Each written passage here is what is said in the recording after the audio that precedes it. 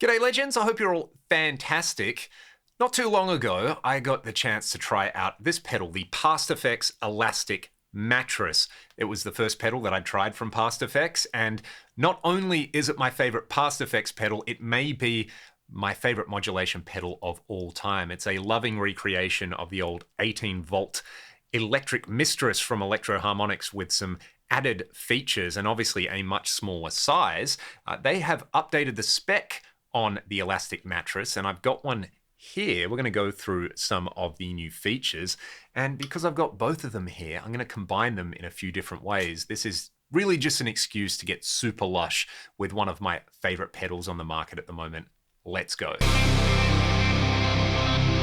Aside from the obvious aesthetic differences between the two pedals, the updated version has a few extra features which give you more granularity and control over the flanger tone. You've got the same 4 controls on here for rate, range, which is the depth control. You've got a blend control, and then color, which is the feedback control. You've still got the flanger or filter matrix switch, but instead of a bright switch, on this version, you've got a bright control as a mini knob. There's also a mini control here to control the overall output of the effect. And then you've got stereo phase reversed outputs on here. So if you want that super wide style sound out of the pedal, you can do that as well. At the moment, I've got this dialed in for one of my favorite settings where basically if you have the rate and the range either at 1 o'clock and 11 o'clock or vice versa with a blend all the way up and plenty of color, I think it sounds pretty good. And what we're going to do is just dial in the right amount of bright. I've got it at a minimum at the moment, and I'm just going to increase it. We'll hear it at the max, and I'll just bring it back to what I would consider the sweet spot.